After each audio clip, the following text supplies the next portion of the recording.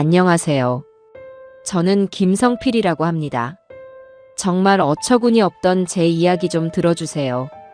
그날따라 버스 창밖으로 스치는 풍경이 유난히 낯설게 느껴졌습니다. 평생을 살아온 동네를 벗어나 아들 녀석이 사는 신도시로 향하는 길은 올 때마다 다른 세상으로 넘어가는 기분이 들어요. 빽빽한 아파트 숲과 번쩍이는 상가 간판들은 제 오래된 집과 밭이 있는 고향 풍경과는 너무나도 달랐습니다. 제 무릎 위에 놓인 묵직한 보자기가 자꾸만 아래로 미끄러졌어요. 그걸 고쳐 안을 때마다 유리병들이 부딪히며 나지막한 소리를 냈습니다. 그 안에는 제가 1년간 애지중지 키운 토종벌들이 만들어준 귀한 꿀이 담겨 있었죠. 올해는 유독 날이 가물어 꿀량이 적었습니다. 팔았으면 쏠쏠한 용돈이 되었겠지만 첫 꿀은 꼭 아들 내외와 손주에게 먹이고 싶었어요. 몸에 좋은 것은 자식 먼저 챙기고 싶은 게 부모 마음 아니겠습니까? 아들인 동환이에게서 전화가 온 것은 어제 저녁이었습니다. 다짜고짜 손주 녀석이 열이 펄펄 끓는데 며느리 우경미는 내일 중요한 출장이 잡혀 발만 동동 구르고 있다는 것이었죠. 당장 와서 애 좀 봐달라는 아들의 목소리에는 미안함보다는 다급함과 당연함이 묻어났습니다. 저는 두말 없이 그러겠다고 대답했어요. 내 손주가 아프다는데 내 아들이 도움을 청하는데 마다할 이유가 어디 있겠어요. 그렇게 새벽 첫 차를 타고 부랴부랴 길을 나선 겁니다. 목적지에 가까워질수록 버스 안에는 젊은 사람들이 하나둘씩 늘어났습니다.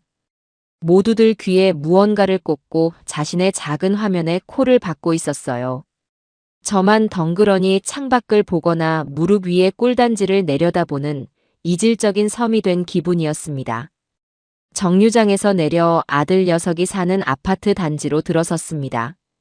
하늘을 찌르듯 솟은 건물들 사이로 차가운 바람이 휑하니 불어왔어요. 로비에서 비밀번호를 누르고 엘리베이터에 오르는 과정은 여전히 어색하고 복잡하게만 느껴집니다. 딩동. 초인종을 누르자 잠시 후에 문이 열렸습니다. 초췌한 얼굴의 며느리 경미가 서 있었어요. 오셨어요, 아버님. 그 목소리에는 반가움이라고는 조금도 실려 있지 않았습니다. 오히려 왜 이제야 왔냐는 식의 짜증이 희미하게 배어 있었죠. 저는 애써 웃으며 들고 온 보따리를 내밀었습니다. 애는 좀 어떻더냐? 오는 길에 보니 날이 쌀쌀하던데. 이거 귀한 토종꿀이다.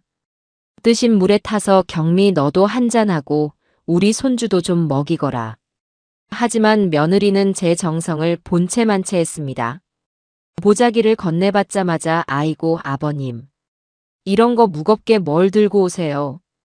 둘 데도 없는데라며 시큰둥한 반응을 보였어요. 그리곤 제가 보는 앞에서 그걸 현관 구석, 신발장 옆에 아무렇게나 내려놓는 겁니다. 마치 길에서 주워온 돌멩이를 두는 것처럼요. 제 마음 한구석이 서늘하게 내려앉는 기분이었습니다. 1년 농사가 순식간에 천덕꾸러기 신세가 되는 순간이었죠. 손주는 방에 있어요. 열이 높아서 자다 깨다 해요. 아버님도 피곤하실 텐데 저쪽 방에 가서 좀 쉬세요. 며느리는 저를 손님이 묵는 작은 방으로 안내했습니다. 그 말은 쉬라는 배려라기보다는 거실에서 얼쩡거리지 말라는 통보처럼 들렸습니다. 방문을 닫고 들어오니 찬기가 감도는 방 안에는 작은 침대와 책상 하나가 전부였습니다. 창밖으로는 다른 아파트의 회색벽만 보일 뿐이었어요. 짐을 풀 것도 없이 외투만 벗어두고 다시 거실로 나갔습니다. 손주 얼굴이라도 봐야 마음이 놓일 것 같았거든요. 안방 문을 살짝 열자 아이가 색색거리며 힘겹게 숨을 몰아쉬고 있었습니다. 이마에 손을 대보니 불덩이 같았어요. 제 마음도 덩달아 타들어갔습니다. 해열제는 먹였느냐? 병원은 다녀왔고. 네, 아침에 병원 열자마자 다녀왔어요. 약도 먹였고요. 아버님, 제가 알아서 할 테니 신경 쓰지 않으셔도 돼요. 며느리는 제 손길을 막아서며 아이에게서 저를 떼어놓았습니다. 마치 제가 아이의 병을 더 악화시키기라도 할 것처럼 구는 태도에 말문이 막혔습니다. 내가 내 시아버지이고 저 아이의 할애비다. 목구멍까지 차오른 말을 간신히 삼켰습니다. 그저 조용히 손주를 돌봐주고 가려 했던 제 계획은 시작부터 삐걱거리고 있었습니다. 아들 동환이는 회사에 급한 일이 있다며 아침 일찍 나가고 없었어요. 결국 이 숨막히는 집에는 저와 며느리, 그리고 아픈 손주, 이렇게 셋만 남겨진 셈입니다. 며느리는 출장 준비를 해야 한다며 분주하게 움직이면서도 제게는 눈길 한번 제대로 주지 않았습니다. 저는 소파에 가만히 앉아 그저 눈치만 살피는 신세가 되고 말았죠. 귀한 손님은커녕 어서 빨리 사라져줬으면 하는 불청객이 된 기분이었습니다. 그렇게 어색하고 불편한 시간이 흘렀습니다. 해가 중천에 떴다가 기울고 창밖이 어둑어둑해질 무렵에야 며느리가 출장 갈 채비를 마쳤어요. 현관문을 나서며 제게 몇 가지를 주의 주듯 말했습니다. 아버님, 애가 깨면 약 먹여주시고요. 죽은 냉장고에 있으니 데워서 주세요. 그리고 혹시 모르니 거실 불은 웬만하면 켜지 마세요. 불빛에 애가 예민해서 잠을 설치거든요. 마치 어린애에게 일을 시키는 듯한 말투였어요. 저는 그저 고개를 끄덕일 뿐이었습니다. 며느리가 떠난 뒤 집안에는 무거운 정적만이 감돌았습니다. 저는 조심스럽게 안방으로 가 끙끙 앓는 손주의 물수건을 갈아주며 밤이 깊어가는 것을 지켜보았습니다. 잠자리가 바뀌면 쉬이 잠들지 못하는 것이 노인네의 특징 아니겠습니까? 더군다나 손주가 아프다는 생각에 마음이 쓰여 더더욱 잠이 오지 않았습니다. 낯선 방, 낯선 침대에 누워 뒤척이기를 수십 번. 시계를 보니 어느덧 새벽 4시를 가리키고 있었습니다. 캄캄한 방 안에서 눈만 말똥말똥 뜨고 있자니 속이 답답하고 화장실도 가고 싶어졌어요. 저는 최대한 소리를 내지 않으려고 살금살금 침대에서 내려왔습니다. 방문을 열자 칠흑 같은 어둠이 저를 맞았어요. 아파트라는 곳은 어찌나 빛 한 점 들어오지 않는지 한치 앞도 분간하기 어려웠습니다. 더듬거리며 벽을 짚고 거실로 나갔습니다. 화장실은 거실을 가로질러야 했는데 어둠 속에서 가구에 부딪히기라도 하면 큰 소리가 날 것 같았어요. 손주가 깰까봐, 그리고 혹시라도 며느리가 될 재수씨, 아니 안방에서 자고 있을 며느리가 깰까봐 조심스러웠습니다. 하지만 도저히 이 어둠 속을 헤쳐나갈 자신이 없었어요. 그래서 아주 잠깐만, 정말 눈 깜빡할 사이에만 켜자고 생각했습니다. 저는 벽에 붙어 더듬더듬 스위치를 찾았습니다. 손가락 끝에 익숙한 플라스틱 감촉이 느껴졌어요. 찰칵. 순간 거실의 LED 등이 터져 나오듯 환한 빛을 쏟아냈습니다. 제 늙은 눈이 부실 정도로 밝은 빛이었죠. 아, 너무 밝구나. 빨리 꺼야겠다. 그렇게 생각하며 스위치에서 손을 떼려던 바로 그 순간이었습니다. 아버님. 안방 문이 벌컥 열리며 며느리가 뛰쳐나왔습니다. 잠옷바람에 머리는 산발을 한 험악한 모습이었어요. 저는 너무 놀라 심장이 쿵 내려앉는 것 같았습니다. 출장 갔다는 며느리가 왜 저기서 나오는 것인지 머릿속이 하얘졌습니다. 아니, 너 출장 안 갔느냐? 일이 취소돼서 돌아왔어요. 그보다 지금 뭐 하시는 거예요? 제가 거실 불 켜지 말라고 말씀드렸잖아요. 며느리는 저를 잡아먹을 듯이 쏘아붙였습니다. 저는 당황해서 변명하듯 말했어요. 아니, 그게 화장실 가려는데 너무 어두워서 잠깐만 켰다가 끄려고 했다. 잠깐이요? 이 시간에 불을 이렇게 환하게 켜놓고 잠깐이라니요. 불빛 때문에 애 다 깼잖아요. 일부러 저 잠 못 자게 하시는 거죠? 그 말은 비수처럼 날아와 제 가슴에 박혔습니다. 일부러라니요.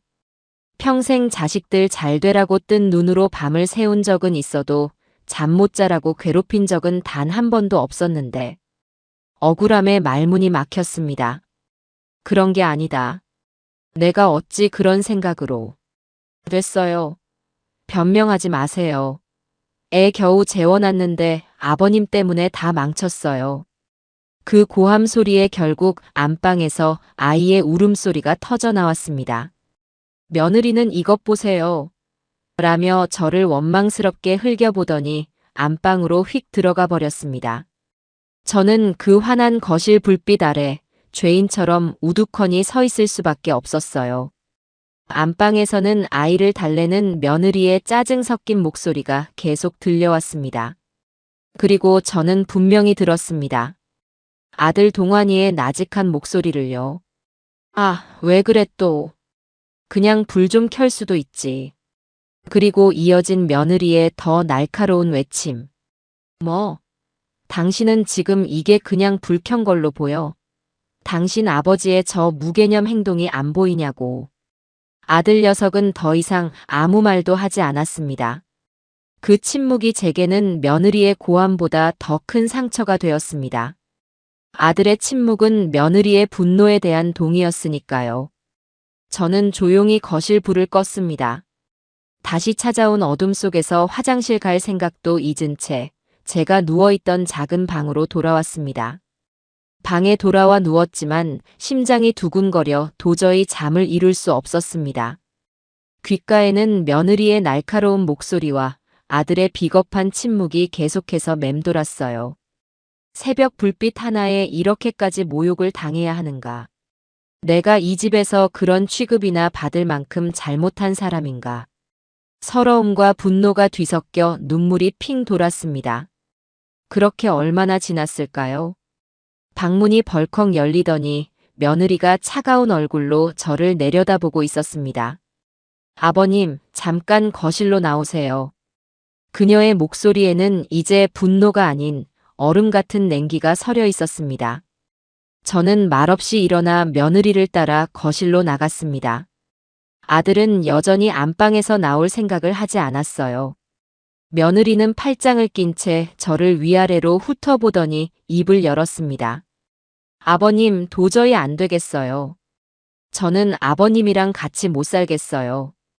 이렇게 눈치가 없으셔서 저희랑 어떻게 지내시겠어요? 저희도 저희 생활이 있고 사생활이라는 게 있는 사람들이에요. 아버님은 그걸 존중해 주실 생각이 전혀 없으신 것 같아요. 저는 기가 막혀 아무 말도 할 수 없었습니다. 겨우 하룻밤, 그것도 손주가 아파서 와달라는 부탁을 받고 온 저에게 같이 못 살겠다니요. 마치 제가 여기에 눌러 살기라도 작정한 사람처럼 말하는 며느리의 태도에 피가 거꾸로 솟는 기분이었습니다. 내가 너희들 생활을 존중 안 한 게 무엇이냐? 그저 화장실 가려고. 됐고요. 더는 듣고 싶지 않아요. 당장 나가주세요. 뭐라고? 나가시라고요. 여기 아버님 집 아니잖아요. 저희 집이에요. 불편하고 싫다는 사람 억지로 같이 살 수는 없는 일 아닌가요? 며느리는 현관문을 가리켰습니다. 제 눈을 의심했습니다. 이 한겨울 새벽에 잠옷바람에 외투 하나 걸친 늙은 애비를 집에서 내쫓겠다는 것이었습니다. 저는 마지막 희망을 걸고 안방 쪽을 바라보았습니다. 하지만 안방 문은 굳게 닫혀 있을 뿐이었죠. 동환이도 같은 생각이냐? 그 사람은 아버님 아들이라 차마 싫은 소리 못하는 것뿐이에요. 하지만 저랑 생각이 다르지 않아요. 그러니 아버님이 알아서 나가주시는 게 모두를 위해 좋은 길이에요. 그 말에 저는 모든 기력을 잃었습니다. 며느리의 등 뒤에 숨어 자기 아버지가 쫓겨나는 것을 방관하는 아들의 모습이 눈앞에 선하게 그려졌습니다. 더 이상 구차하게 매달리고 싶지 않았어요. 제 마지막 남은 자존심이 그것만은 허락하지 않았습니다. 저는 아무 말 없이 몸을 돌렸습니다. 며느리는 기다렸다는 듯 현관문을 활짝 열고는 제 등을 떠밀 듯 재촉했어요. 어서요. 날 밟기 전에 가시는 게 덜 창피하실 거예요. 저는 신발장에 아무렇게나 놓인 제 낡은 구두에 발을 구겨 넣었습니다. 외투 주머니를 더듬어 보았지만 지갑도 휴대폰도 모두 방 안에 두고 온 뒤였습니다. 그걸 챙기러 돌아갈 염치도 용기도 없었어요. 동환아. 마지막으로 아들의 이름을 한번 불러보았습니다. 제발 아들이 뛰쳐나와 이 모든 것이 잘못되었다고 며느리를 말려주기를 바랐습니다. 하지만 제 부름에 대답하는 것은 닫힌 문 안에서 들려오는 희미한 아이 울음소리뿐이었습니다. 철컥. 제 등 뒤로 현관문이 닫히는 소리가 무겁게 울렸습니다. 차가운 복도에 홀로 남겨진 저는 잠시 동안 멍하니 서 있었습니다. 그러다 천천히 엘리베이터 버튼을 누르고 1층에 내려와 아파트 단지를 빠져나왔습니다. 아파트 단지를 빠져나오자 익숙하면서도 낯선 도시의 새벽 풍경이 저를 맞았습니다. 가로등 불빛이 아스팔트 위에서 길게 늘어졌다가 힘을 잃고 쓰러지는 모습이 꼭 제 신세 같았어요. 입고 있는 얇은 외투와 잠옷바지 사이로 스며드는 겨울 새벽의 공기는 살을 애는 듯 했습니다.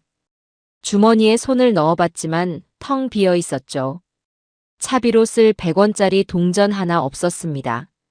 아들 집에 들어갈 때 들고 갔던 꿀단지의 묵직함 대신 이제는 속절없는 가벼움만이 저를 감쌌습니다. 제 평생이 이토록 가벼웠던가. 허망한 웃음이 절로 나왔습니다. 처음 1시간은 어떻게 걸었는지 기억이 잘 나지 않아요. 그저 멍했습니다. 머릿속에서는 방금 전의 일이 쉴 새 없이 되풀이되었습니다. 일부러 저 잠 못 자게 하시는 거죠? 며느리의 그 날카로운 목소리가 환청처럼 귓가를 맴돌았습니다. 그리고 그 소리 뒤에는 언제나 아들 녀석의 침묵이 따라왔죠. 쿵, 쿵, 쿵. 제 심장 소리가 아니라 제 인생이 무너져 내리는 소리처럼 들렸습니다. 발바닥에서는 열이 올라왔지만 몸은 오한이 든 것처럼 덜덜 떨렸어요. 길가 상점의 쇼윈도에 비친 제 모습을 보았습니다. 머리는 까치집을 짓고 퀭한 눈으로 잠옷바람에 어깨를 움츠리고 걷는 늙은 사내. 그 모습이 너무나도 처량하여 차마 계속 볼 수가 없었습니다. 저는 그저 기계처럼 다리를 움직였습니다. 도시의 도로는 끝도 없이 이어졌어요. 가끔 지나가는 택시의 불빛이 저를 비출 때마다 저는 저도 모르게 어둠 속으로 몸을 숨겼습니다. 이 꼴을 누구에게도 보이고 싶지 않았거든요. 수치심이 온몸을 밧줄처럼 올가매는 듯 했습니다. 자식에게 쫓겨난 애비. 이보다 더 큰 치욕이 세상에 또 있을까요? 눈물이 핑 돌았지만 울지 않았습니다. 이런 일로 울기에는 제 나이가 너무 많았고 제 남은 인생이 너무 아까웠습니다. 눈물 대신 차가운 분노가 제 안에서 조금씩 고개를 들기 시작했습니다. 도시의 경계선을 벗어나 익숙한 국도로 접어들자 하늘이 희미하게 밝아오기 시작했습니다. 동이 트고 있었어요. 제 인생의 가장 길고 어두웠던 밤이 끝나가고 있었습니다. 몸은 천근만근 무거웠지만 정신은 오히려 점점 더 또렷해졌습니다. 그리고 그 또렷해진 정신 속으로 잊고 있던 과거의 기억들이 파도처럼 밀려왔습니다. 바로 이 길이었어요. 20년도 더 된 옛날 대학을 졸업하고 갓 취직한 동환이가 제게 면허를 땄다고 자랑을 했었죠. 그러면서 친구들은 다들 부모님이 차를 사주는데 자기는 그게 부럽다고 작은 거라도 좋으니 하나만 사달라고 졸라댔습니다. 그때만 해도 형편이 넉넉지 않았어요. 하지만 길을 쓰고 서울로 대학 보내놓은 아들 녀석이 직장 동료들 앞에서 기죽는 꼴은 도저히 볼 수가 없었습니다. 저는 며칠 밤낮을 고민하다가 결국 결단을 내렸습니다. 조상님께 물려받은 논 중에 가장 기름진 마직이 저수지 바로 옆에 붙어 있어 물 걱정 한번 해본 적 없던 그 논을 팔기로 마음먹었습니다. 아내가 살아있을 때였죠. 아내는 여보, 저 땅은 우리 노후 미천이고 동환이 장가갈 때 집이라도 한 칸 마련해줄 종잣돈인데 그걸 팔면 어떡해요라며 저를 말렸습니다. 하지만 저는 듣지 않았어요. 아들 녀석이 사회생활 시작하는데 어깨에 힘이라도 실어줘야지. 우리가 좀 고생하면 돼. 돈은 또 벌면 되지. 그렇게 아내를 설득하고 땅을 팔았습니다. 그리고 그 돈으로 아들에게 번듯한 소형차 한 대를 뽑아주었죠. 차 키를 받아들고 아이처럼 좋아하던 동환이의 얼굴이 아직도 선합니다. 저는 그 차를 타고 출퇴근하는 아들의 뒷모습을 보며 밥을 안 먹어도 배가 부르다고 생각했습니다. 그 차가 앞으로 아들의 인생을 좋은 길로만 데려다 줄 것이라고 굳게 믿었죠. 그런데 그 길이 오늘 저를 내쫓은 그 집으로 이어진 길이었을 줄이야. 저는 허탈한 웃음을 터뜨렸습니다. 끄끄거리며 웃다 보니 눈물이 났습니다. 아까는 서러워서 참았던 눈물인데 이번에는 화가 나서 참을 수가 없었어요. 그 논이 지금 있었더라면, 아니, 그깟 자동차가 뭐라고 제 노후 미천을 갖다 바쳤던가. 후회가 밀려왔습니다. 아니, 후회가 아니었습니다. 그것은 제 어리석음에 대한 통렬한 분노였습니다. 생각은 꼬리에 꼬리를 물고 이어졌습니다. 아들의 대학 등록금 때문에 소를 팔았던 일. 아들 녀석이 결혼할 때 전세금이 모자라다고 해서 제가 사는 집을 담보로 대출을 받아 보태주었던 일. 그 대출금을 갚느라 몇 년간 허리띠를 졸라매고 밭에서 살다시피 했던 기억들. 그리고 손주가 태어났을 때 며느리가 산후조리원에 있는 동안 제 아내는 그 집에 가서 한 달 내내 산후조리를 도맡아 했었죠. 그때 이미 아내는 몸이 좋지 않았는데도 말입니다. 어쩌면 제 아내가 일찍 세상을 떠난 것도 그 무리한 산후조리 때문이었을지도 모른다는 끔찍한 생각까지 미쳤습니다. 이 모든 것이 제 잘못이었습니다. 자식을 위한다는 명목으로, 사랑이라는 이름으로 저는 제 자신과 제 아내의 삶을 너무나도 쉽게 내어주었던 겁니다. 그러니 저들은 그것을 고마워하기는커녕 당연한 권리로 여기게 된 것이죠. 당연한 것을 넘어 이제는 제 존재 자체를 귀찮고 거추장스러운 짐짝으로 여기게 된 겁니다. 새벽 불빛 하나에 이토록 모질게 구는 것은 그동안 쌓여온 불만이 터져나온 것에 불과했어요. 늙고 돈 없는 아버지는 이제 우리 인생에 필요 없다. 그것이 바로 저들이 제게 보낸 진짜 메시지였습니다. 어느덧 해가 완전히 떠올랐습니다. 제 그림자가 등 뒤로 길게 늘어졌어요. 밤새 걸어 퉁퉁 부은 발은 감각조차 희미해졌습니다. 하지만 더 이상 춥지도 배고프지도 않았습니다. 제 안에서는 차가운 분노가 불길처럼 타오르며 온몸을 데우고 있었기 때문입니다. 이제 더 이상 과거를 후회하며 눈물 흘리는 어리석은 짓은 하지 않을 겁니다. 제게 남은 것은 과거에 대한 후회가 아니라 미래에 대한 계획이어야만 했습니다. 마침내 저 멀리 저희 동네 어귀에 늙은 느티나무가 보였습니다. 5시간의 행군이 끝을 향해 가고 있었죠. 저는 더 이상 쫓겨난 패배자가 아니었습니다. 긴 어둠의 터널을 지나오며 제 안의 무언가는 완전히 달라져 있었습니다. 저는 새로운 결심을 품고 집으로 돌아가는 군인이었습니다.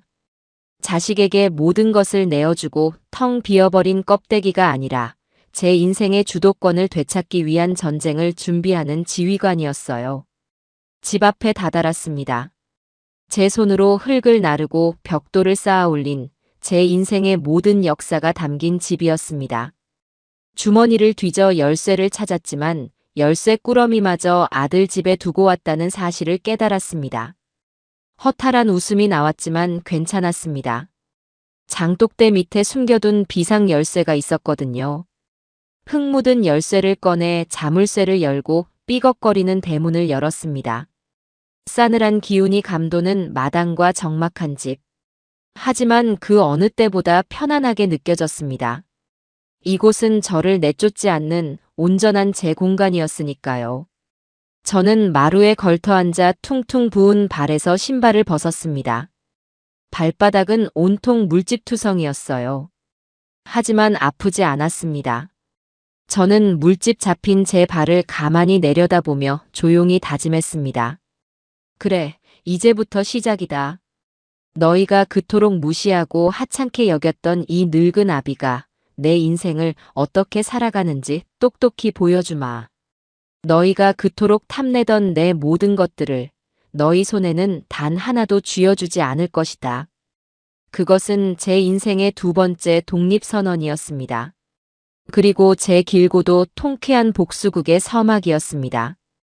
다음 날, 저는 동네 목욕탕에 가서 밤새 쌓인 피로와 서름을 뜨거운 물에 씻어냈습니다. 5시간을 꼬박 걸어온 탓에 온몸의 근육이 비명을 질렀지만 정신만은 그 어느 때보다 맑았습니다.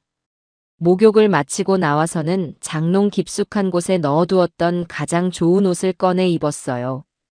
몇 년 전 동네 이장님 아들 결혼식에 가려고 큰맘 먹고 장만했던 양복이었습니다. 넥타이까지 정성껏 매고 나니 거울 속에 비친 제 모습이 제법 그럴듯해 보였습니다. 오늘은 제 인생의 중요한 계약을 하러 가는 날이니까요. 이 정도 예의는 갖춰야 했습니다. 저는 읍내로 나가는 버스를 탔습니다. 어제와 같은 버스, 같은 길이었지만 제 마음가짐은 완전히 달랐어요. 어제는 쫓겨난 폐잔병의 심정이었다면 오늘은 결전지로 향하는 장수의 마음이었습니다. 읍내 중심가 가장 큰 상가 건물 2층에 자리한 대박 부동산의 문을 열고 들어섰습니다. 젊은 시절부터 알고 지내던 박 사장이 저를 보더니 깜짝 놀라며 자리에서 일어났습니다. 아이고 성필이 형님, 이게 얼마만입니까? 이렇게 쫙 빼입으시고 어디 좋은 데 가시는 길이세요? 박 사장은 제게 따뜻한 커피를 한 잔 내어주며 호들갑을 떨었습니다. 저는 그가 내어준 소파에 깊숙이 몸을 묻고는 단도직입적으로 본론을 꺼냈습니다. 박 사장, 내 땅 좀 팔아야겠네. 네, 땅이라니요? 형님 땅이라면 설마 저수지 옆에 그 큰 밭 말씀이세요? 박 사장의 눈이 동그래졌습니다. 그럴 만도 했죠. 그 땅은 저희 집안 대대로 물려내려온 가장 넓고 기름진 땅이었습니다. 읍내 사람이라면 누구나 그 땅이 제 아들 동환이의 몫이라는 것을 알고 있었으니까요. 동환이 녀석도 입버릇처럼 나중에 회사 그만두면 저기다 그림 같은 집 짓고 살아야지라고 말하고 다녔으니까요. 맞네. 바로 그 땅이야. 그거 팔려고 하네. 아니, 형님. 갑자기 왜요? 아드님이랑 뭐 안 좋은 일이라도 있으셨어요? 그 땅 파는 거 아드님은 아는 얘기입니까? 박 사장은 조심스럽게 제 눈치를 살폈습니다. 동네 사람들 대부분이 그렇듯 그 역시도 제가 자식이라면 끔뻑 죽는 사람이라는 걸 잘 알고 있었기 때문이죠. 그런 제가 아들이 그토록 탐내던 땅을 팔겠다고 나섰으니 뭔가 큰일이 벌어졌다고 짐작하는 게 당연했습니다. 내 땅 내가 파는데 아들 허락까지 맡아야 하는가? 박 사장은 그냥 시세나 잘 쳐서 빨리 팔아줄 생각이나 하게. 조건은 딱 하나야. 최대한 빨리, 그리고 가장 좋은 값에. 제 단호한 말투에 박 사장은 더 이상 묻지 못하고 고개를 끄덕였습니다.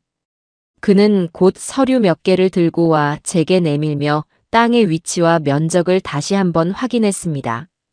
그 땅은 최근에 근처로 도로가 새로 뚫릴 계획이라는 소문이 돌면서 땅값이 꽤 올라 있다고 했어요. 아마 내놓기만 하면 사겠다는 사람이 줄을 설 거라고 장담했습니다. 저는 서류에 적힌 땅의 주소와 면적을 가만히 내려다보았습니다. 할아버지의 할아버지 때부터 피와 땀으로 일궈온 땅. 그 땅을 제 손으로 정리한다고 생각하니 마음 한구석이 아려왔습니다. 하지만 그보다 더 큰 해방감이 저를 감쌌습니다. 이것은 단순한 땅 매매가 아니었습니다. 그것은 자식이라는 굴레에 묶여있던 제 인생을 되찾는 첫 번째 의식이었습니다.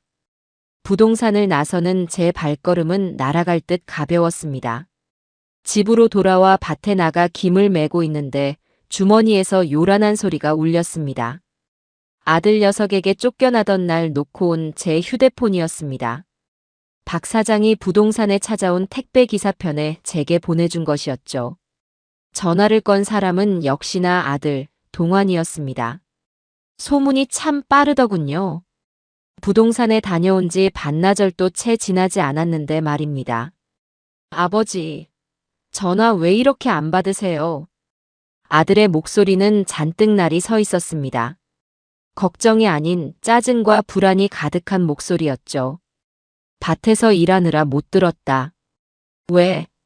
저는 아무렇지도 않게 평소처럼 덤덤하게 대답했습니다. 제 평온한 목소리가 오히려 아들을 더 초조하게 만든 모양입니다. 아버지, 지금 무슨 생각하시는 거예요? 읍내 부동산에 땅 내놓으셨다면서요? 그거 진짜예요? 진짜면? 아니, 왜요? 왜 저랑 상의도 한마디 없이 그런 결정을 하세요? 그 땅이 어떤 땅인데? 아들은 거의 소리를 지르다시피 했습니다. 마치 자기 소유의 물건을 제가 함부로 팔아치우기라도 한 것처럼 말이죠. 저는 잠시 일손을 멈추고 허리를 폈습니다. 그리고 저 멀리 제가 팔기로 결심한 그 땅을 바라보며 나지막이 말했습니다. 동환아, 그 땅 등기부등본 떼어보면 누구 이름으로 되어 있더냐? 그야 아버지 이름으로 되어 있죠. 하지만 그런데 왜 내가 너의 허락을 받아야 하지? 내 것을 내가 처분하겠다는데 무슨 문제라도 있나? 제 차가운 목소리에 아들은 잠시 말을 잃었습니다. 평생 자식 말이라면 거역 한번 해본 적 없던 아버지가 아니었으니까요. 늘 그래, 그래 하며 웃어주던 아버지가 아니었으니까요. 아들은 당황한 목소리로 더듬거리며 말했습니다. 아니, 그런 뜻이 아니라 너무 갑작스러우니까. 혹시 어디 아프세요? 누가 옆에서 이상한 소리라도 하던가요? 사기당하시는 거 아니에요? 이제는 저를 판단력이 흐려진 늙은이 취급까지 하는군요. 저는 헛웃음을 터뜨렸습니다. 나는 아주 건강하다. 그리고 내 정신도 아주 멀쩡해. 그러니 너는 너의 일이나 신경 쓰거라. 이건 내 일이다. 끊는다. 저는 아들의 말이 채 끝나기도 전에 통화 종료 버튼을 눌렀습니다. 태어나서 처음으로 아들의 전화를 먼저 끊어본 순간이었습니다. 가슴속에 응어리져 있던 무언가가 뻥 뚫리는 듯한 시원함이 느껴졌습니다. 휴대폰은 잠시 후 다시 울리기 시작했지만 저는 받지 않았습니다. 아마 며느리가 바꿔달라고 닥달을 했을 테지요. 저는 휴대폰 전원을 아예 꺼버리고 다시 묵묵히 제 밭에 김을 매기 시작했습니다. 제 땅에서 제 일을 하는 평온함. 그 무엇과도 바꿀 수 없는 소중한 것이었습니다. 이틀 뒤 박 사장에게서 연락이 왔습니다. 제 땅을 사고 싶다는 사람이 나타났는데 읍내에서 꽤 큰 식당을 운영하는 김 사장이라는 사람이었습니다.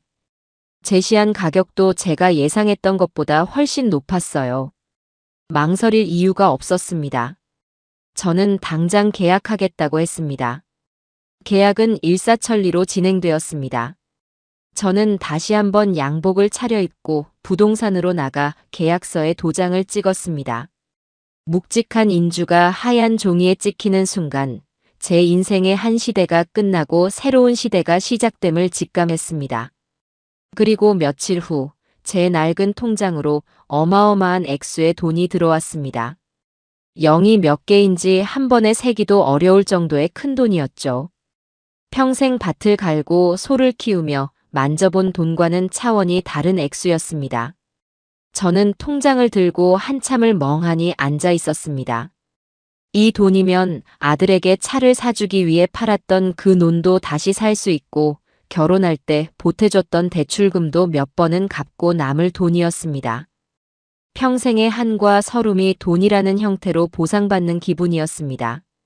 하지만 저는 더 이상 과거에 얽매이지 않기로 했습니다. 이 돈은 과거를 보상하기 위한 돈이 아니었습니다. 이것은 오롯이 저 김성필의 남은 인생과 미래를 위한 투자금이었습니다. 저는 통장을 장롱 깊숙이 다시 넣어두었습니다. 그리고 결심했습니다. 이 돈을 가장 먼저 어디에 쓸 것인지를요. 복수는 이제부터 시작이었습니다. 그리고 그 첫걸음은 저 자신을 위한 가장 완벽한 성을 구축하는 것이 될 겁니다.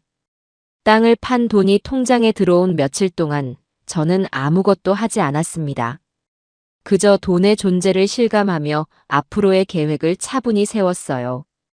아들과 며느리에게서는 번갈아가며 계속 전화가 왔지만 저는 받지 않았습니다. 지금 그들의 목소리를 듣고 싶지 않았어요.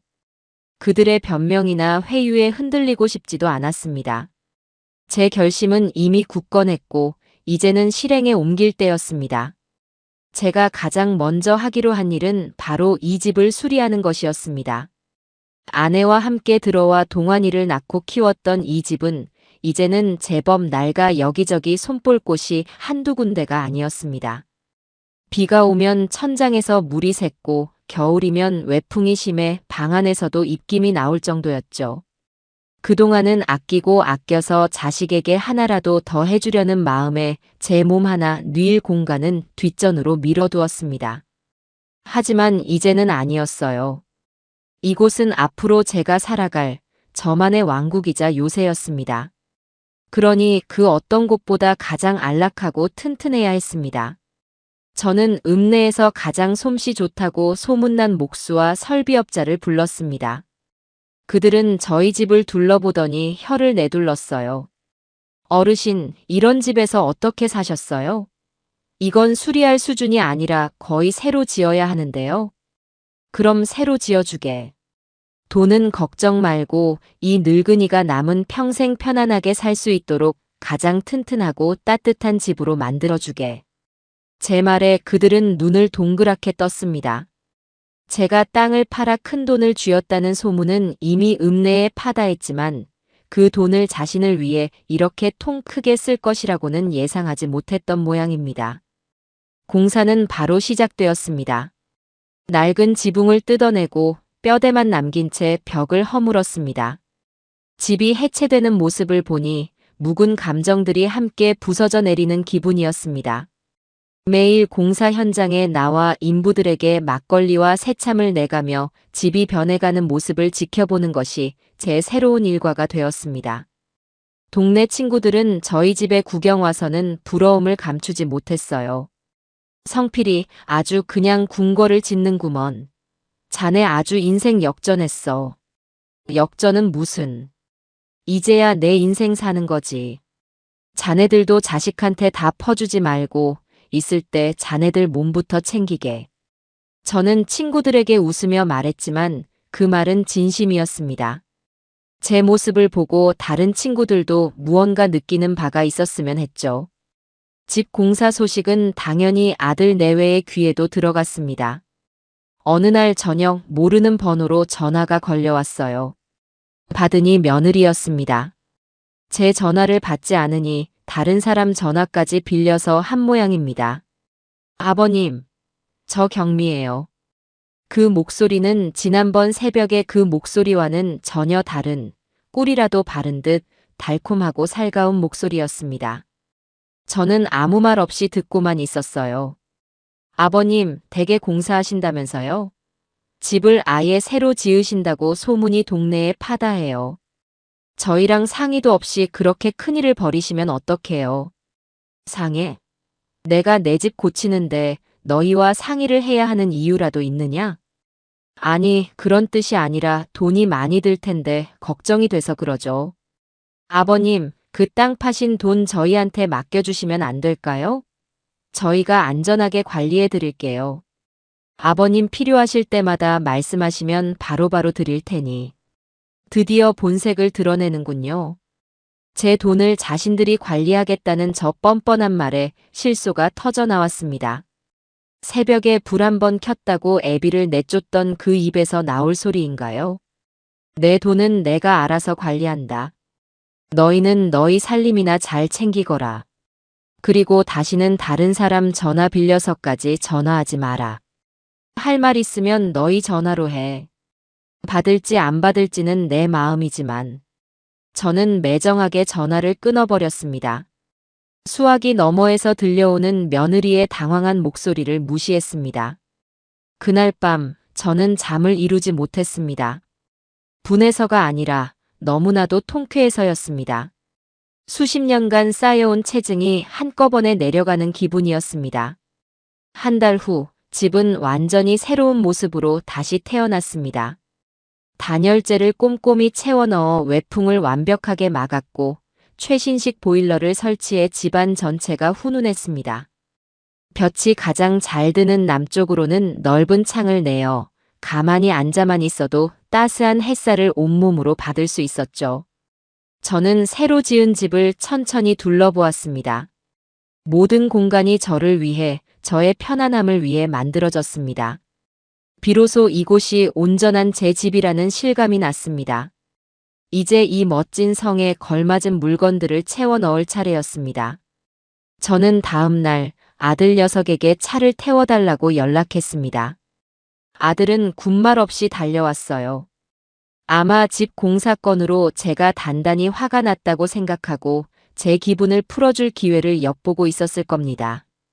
저는 아들이 운전하는 차를 타고 시내에서 가장 큰 전자제품 매장으로 향했습니다. 매장에 들어서자 눈이 휘둥그레질 정도로 온갖 신기한 물건들이 가득했습니다. 저는 망설이지 않고 가장 좋은 것들을 골랐습니다. 가장 먼저 벽 한쪽을 가득 채울 만큼 거대한 8K 텔레비전을 골랐습니다. 아버지, 이렇게 큰 게 필요하세요? 비싸기만 하고. 아들이 옆에서 주저하며 말했지만 저는 들은 척도 하지 않았습니다. 이왕이면 제일 좋은 걸로 봐야지. 내가 사줄 것도 아닌데 뭘 그리 걱정하느냐. 다음으로는 최고급 안마의자를 골랐습니다. 앉아보니 구름 위에 떠 있는 것처럼 편안했어요. 매일 밭일로 고단한 제 몸에 주는 상이라고 생각했습니다. 그리고 주방에는 아내가 쓰던 낡은 냉장고와 세탁기를 대신할 최신형 제품들을 주문했습니다. 계산대에 서서 카드를 내미는 대신 저는 현금 다발을 꺼내 지불했습니다. 놀라는 직원과 아들의 표정을 보는 것은 꽤나 즐거운 구경거리였어요. 그날 저녁 제 새로운 집 거실에는 거대한 텔레비전과 위풍당당한 안마의자가 설치되었습니다.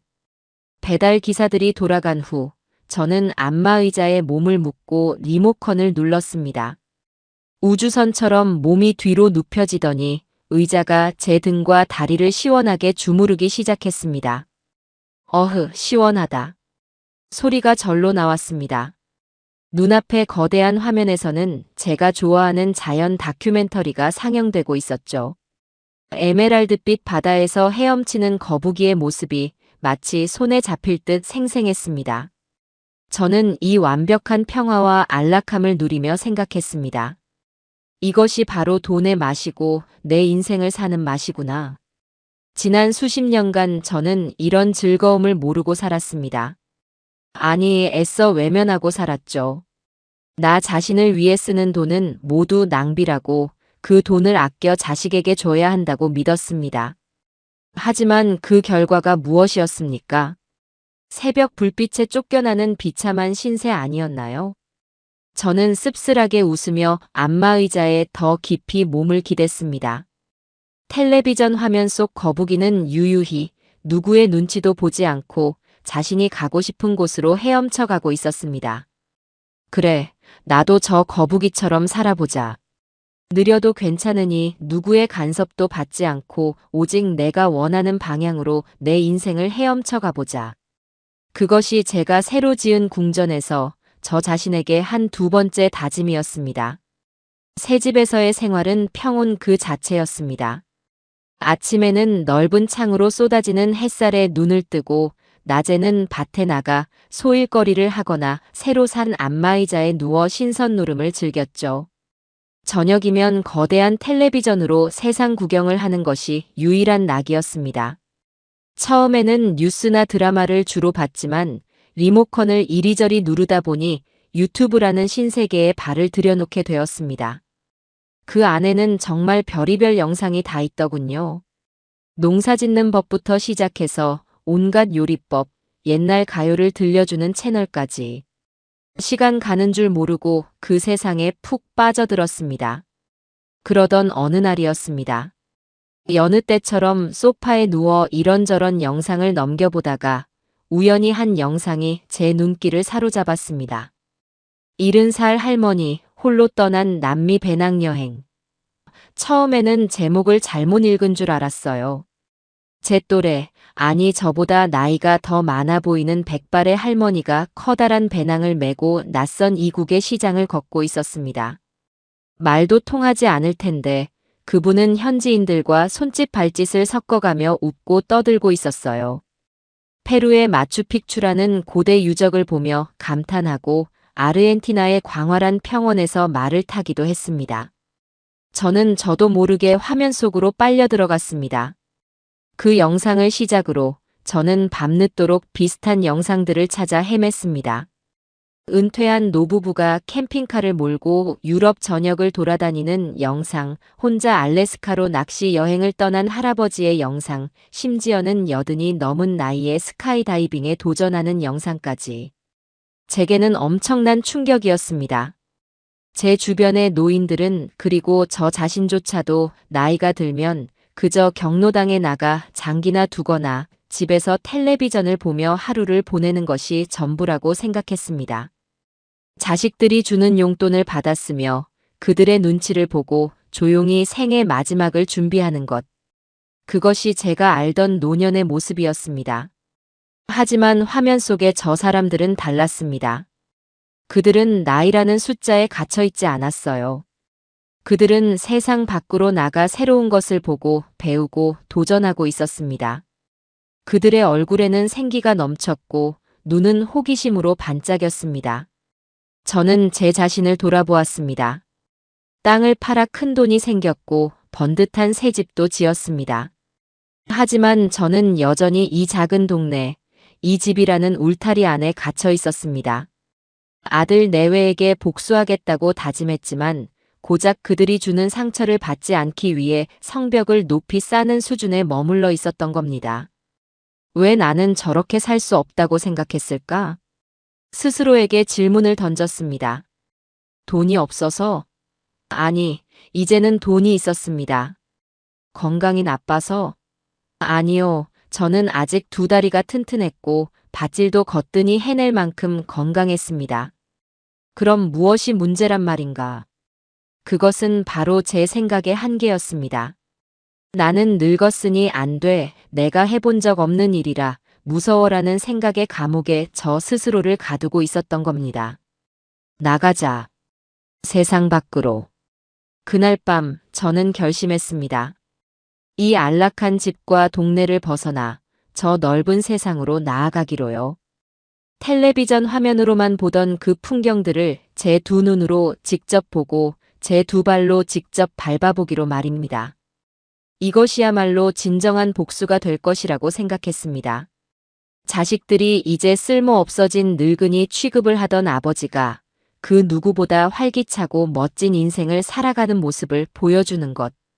돈을 주지 않는 것보다 그들이 가질 수 없는 삶의 기쁨을 누리는 것이야말로 가장 통쾌한 복수가 아닐까요? 다음 날, 저는 곧바로 계획을 실행에 옮겼습니다. 가장 큰 문제는 언어와 정보였습니다. 평생 한국말만 쓰고 살아온 제가 외국에 나간다는 것은 상상하기 어려웠죠. 저는 읍내에 있는 문화센터를 찾아갔습니다. 그곳에는 다행히도 어르신들을 위한 다양한 강좌가 개설되어 있었어요. 저는 망설이지 않고 시니어 왕초보 영어 회화와 어르신을 위한 컴퓨터 기초 강좌에 등록했습니다. 접수를 받는 젊은 직원은 제 이름을 보더니 고개를 갸웃했습니다. 어르신 연세가 꽤 있으신데 두 과목 다 하시게요? 힘드시지 않겠어요? 젊은이, 나이는 숫자에 불과한 거야. 배우는데 나이가 무슨 상관인가? 저는 웃으며 말했습니다. 제 안에는 새로운 목표로 인한 뜨거운 열정이 샘솟고 있었습니다. 첫 수업날, 저는 조금 긴장된 마음으로 강의실 문을 열었습니다. 대부분 저와 비슷한 연배의 어르신들이 앉아 계셨어요. 서로 어색하게 눈인사만 나누고 있는데 곧 강사님이 들어왔습니다. 컴퓨터 수업은 생각보다 더 어려웠습니다. 제 손가락은 굳을 대로 굳어서 자판 위에 글자 하나를 치는데도 한참이 걸렸습니다. 남들은 쌩쌩 잘만 움직이는 마우스라는 G 모양의 기계는 제 손안에서 자꾸만 헛돌았고요. 폴더니 파일이니 하는 말들은 외계어처럼 들렸습니다. 젊은 강사님은 친절하게 하나하나 설명해 주었지만 돌아서면 금세 잊어버리기 일쑤였습니다. 몇 번이고 포기하고 싶은 마음이 들었어요. 하지만 그때마다 아들 내외의 얼굴이 떠올랐습니다. 그들의 무시와 냉대를 떠올리면 오기가 생겨 다시 자판 위에 손을 올리게 되었습니다. 옆자리에 앉은 저보다 나이가 2살 많다는 박 영감님과 저는 서로 모르는 것을 물어가며 겨우겨우 수업을 따라갔습니다. 영어 수업은 더 가관이었습니다. Hello, my name is 김성필. 이 간단한 한마디를 하는데도 혀가 꼬여서 제대로 발음이 되지 않았어요. 알파벳이라는 것은 난생 처음 보는 그림 문자 같았습니다. 하지만 영어 선생님은 노래를 가르쳐 주듯 재미있게 수업을 이끌어 주셨고 함께 수업을 듣는 학생들도 서로의 틀린 발음을 놀리는 대신 박수를 쳐주며 응원했습니다. 그 중에는 남편과 사별하고 미국에 사는 딸네 집에 가보는 게 소원이라는 고운 할머니도 있었고 젊어서 못 이룬 대학의 꿈을 방송통신대학 영문과에 입학해 이루고 있다는 전직 교장 선생님도 계셨습니다. 다들 저마다의 사연과 꿈을 가지고 그 자리에 앉아 있었습니다. 저는 그들과 함께 웃고 떠들며 공부하는 동안 자식들 때문에 생긴 마음의 상처가 조금씩 아물어가는 것을 느꼈습니다. 저는 더 이상 외로운 늙은이가 아니었어요. 새로운 것을 배우는 학생이자 새로운 꿈을 꾸는 동료들과 함께하는 김성필이었습니다. 몇 주가 지나자 저의 독수리 타법은 제법 속도가 붙기 시작했습니다. 이제는 인터넷에 들어가 원하는 정보를 검색할 수도 있게 되었죠. 저는 전 세계의 여행 정보를 찾아보며 저만의 여행 계획을 세우기 시작했습니다. 첫 여행지는 어디로 할까? 무엇을 준비해야 할까? 정보를 찾고 계획을 세우는 과정은 그 자체로 설레는 일이었습니다. 그러다 문득 컴퓨터 선생님이 알려준 블로그라는 것이 생각났습니다. 자신의 일상이나 생각을 기록하고 다른 사람들과 공유하는 공간이라고 했죠. 저는 제 새로운 도전을 기록으로 남기고 싶다는 생각이 들었습니다. 그래서 서툰 솜씨로 저만의 블로그를 만들었습니다. 이름은 김성필의 2번째 청춘이라고 지었어요. 촌스러운 이름이었지만 지금의 제 마음을 가장 잘 표현하는 말이었습니다. 무엇을 첫 글로 쓸까 고민하다가 저는 제게 이 모든 변화를 가져다 준 그날의 일을 쓰기로 결심했습니다. 자식에게 쫓겨나 5시간을 걸었던 그 새벽의 이야기. 부끄럽고 아픈 기억이었지만 이것이 바로 제 2번째 청춘의 시작점이었으니까요. 저는 한자 한자 정성을 다해 글을 써내려갔습니다.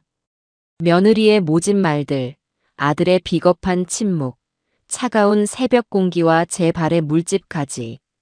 제 감정을 숨기지 않고 솔직하게 담아냈습니다. 글을 다 쓰고 나니 마치 가슴속에 쌓여있던 묵은 응어리가 모두 쏟아져 나온 듯 후련했습니다. 저는 잠시 망설이다가 게시하기 버튼을 눌렀습니다. 이 글을 누가 볼까? 사람들이 나를 동정하거나 혹은 주책 없는 늙은이라고 손가락질하지는 않을까? 두려운 마음도 들었습니다. 하지만 상관없었습니다. 이것은 누구에게 보여주기 위한 글이 아니라 과거의 김성필과 작별하고 새로운 김성필로 나아가기 위한 저만의 의식이었으니까요. 저는 노트북을 덮고 창밖을 보았습니다. 어느덧 저녁 노을이 지고 있었어요. 제 인생의 노을이 아니라 새로운 아침을 예고하는 아름다운 저녁 노을이었습니다. 블로그에 글을 올리고 며칠이 지났습니다. 저는 별다른 기대를 하지 않았기에 다시 제 일상으로 돌아와 영어 단어를 외우고 밭을 돌보는 데 집중했어요. 그런데 주말 오후 평화롭던 제 집에 불청객이 찾아왔습니다. 저희 집 앞마당으로 번쩍이는 외제 차 한 대가 미끄러지듯 들어오더니 차에서 내린 것은 아들 동환이와 며느리 우경미였습니다. 미리 연락도 없이 들이닥친 것이었죠. 저는 마루에 앉아 콩을 고르다가 못 볼 것을 봤다는 듯 인상을 찌푸렸습니다. 그들은 완전히 새로워진 저희 집을 보며 입을 떡 벌리고 있었습니다. 낡고 초라했던 시골집이 세련된 전원주택으로 바뀐 모습에 꽤나 충격을 받은 모양이었어요. 마당에 놓인 파라솔과 의자, 그리고 제라늄 화분들까지. 그들이 알던 아버지의 공간이 아니었죠. 더 놀란 것은 제 모습이었을 겁니다. 늘 흙 묻은 작업복 차림이던 제가 깔끔한 면바지에 셔츠를 입고 여유롭게 앉아있는 모습은 그들의 예상과는 전혀 달랐을 테니까요. 아버지, 이게 다 뭐예요? 집이 왜 이렇게 됐어요? 아들 녀석이 먼저 말을 걸어왔습니다. 그 목소리에는 놀라움과 당혹감이 뒤섞여 있었어요. 며느리는 옆에서 말없이 저와 집을 번갈아 훑어보는데 그 눈빛에는 감탄이 아닌 경계와 의심이 가득했습니다. 보면 모르느냐? 낡아서 고쳤다. 너희 집처럼 번쩍거리진 않아도 이젠 비도 안 새고 겨울에 춥지도 않아. 저는 시큰둥하게 대답하며 다시 콩을 고르는데 집중했습니다. 저를 찾아온 용건건이 뻔했기에 먼저 말을 꺼내도록 내버려 두었죠. 그들은 제 평온한 태도에 오히려 더 안절부절 못하는 듯 했습니다. 잠시 머뭇거리던 며느리가 작정한 듯 입을 열었습니다. 그녀의 목소리는 지난번 전화 통화 때처럼 가식적인 다정함을 담고 있었어요. 아버님, 저희가 걱정이 돼서 왔어요. 요즘 아버님 이상하다는 소문이 동네에 파다해요. 갑자기 땅 팔아서 집을 부수고 새로 짓지를 않나, 읍내 문화센터에 학생처럼 드나드시지를 않나 다들 아버님 이상해졌다고 수군거려요. 저는 콩을 고르던 손을 멈추고 며느리를 쳐다보았습니다. 이상해졌더라. 제가 제 돈으로 제 집을 고치고 제 시간을 들여 새로운 것을 배우는 것이 이상한 일이라는 말인가요? 그래서 그 소문이 사실인지 확인하러 온 것이냐? 솔직히 말씀드릴게요, 아버님. 저희는 아버님이 혹시 나쁜 사람들한테 사기라도 당하시는 건 아닌지 너무 걱정이 돼요. 연세도 있으신데 누가 옆에서 부추기면 쉽게 넘어가실 수도 있잖아요. 아들 동환이가 거들었습니다. 그들의 논리는 한결같았어요. 늙은 아버지는 판단력이 흐리니 우리가 보호하고 관리해야 한다. 새벽 불빛 하나에 애비를 내쫓던 그들이 이제 와서 저를 걱정하고 보호하겠다는 말에 헛웃음이 나왔습니다. 걱정 마라. 내 돈은 내가 알아서 잘 지키고 있으니. 아버지, 제발 저희 말 좀 들으세요. 아버지가 평생 피땀 흘려 모은 재산이잖아요. 그렇게 허투루 쓰시면 안 되죠. 그 돈 저희가 안전하게 관리해주겠다. 그 말이 하고 싶은 것이냐? 제가 말을 자르고 들어가자 아들은 움찔하며 입을 다물었습니다. 그때 옆에 있던 며느리가 기다렸다는 듯이 나섰습니다. 네, 아버님. 그게 저희 모두에게 좋은 길이에요. 아버님은 저희 믿고 편안하게 지내시기만 하면 돼요. 저희가 매달 넉넉하게 용돈도 드리고 필요하신 거 있으면 다 사드릴게요. 그러니 그 땅 파신 돈은 저희에게 맡겨주세요. 드디어 원하는 바를 명확하게 드러내는군요.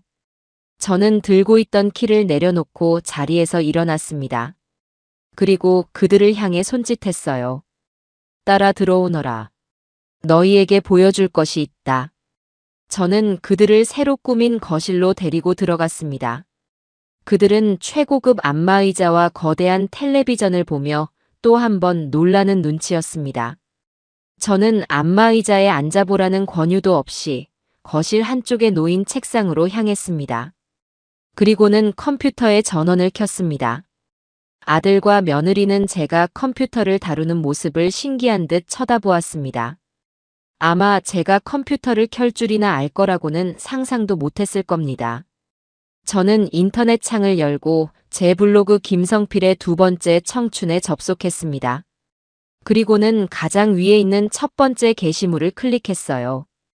이리 와서 이거 한번 읽어보거라. 저는 모니터를 그들이 보기 좋게 돌려주었습니다. 화면에는 내가 새벽 불빛에 쫓겨난 날이라는 제목의 글이 떠 있었습니다. 아들과 며느리는 의아한 표정으로 모니터에 다가왔습니다. 그리고 글을 읽어 내려가기 시작했죠. 그들의 표정은 시간이 지날수록 빠르게 변해갔습니다. 처음에 의아함은 당혹감으로, 당혹감은 경악으로, 그리고 마침내 새하얀 수치심으로 물들어갔습니다. 글 속에는 그날 새벽의 모든 상황과 제 감정이 적나라하게 담겨 있었으니까요.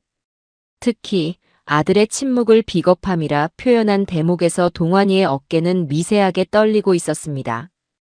글이 끝나고 한동안 거실에는 무거운 침묵만이 흘렀습니다. 며느리는 새하얗게 질린 얼굴로 아무 말도 하지 못했고 아들은 고개를 푹 숙인 채 바닥만 내려다보고 있었어요. 어떠냐? 이게 너희가 말하는 이상한 짓의 시작이다.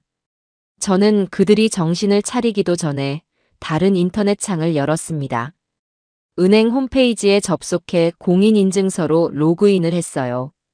화면에 제 계좌 잔고가 뜨는 순간 며느리가 자기도 모르게 헉하는 소리를 내뱉었습니다. 그들이 평생 만져보지도 못할 만큼의 돈이 그 안에 있었으니까요. 그리고 마지막으로 저는 제 이메일함을 열어 가장 위에 있는 메일을 클릭했습니다.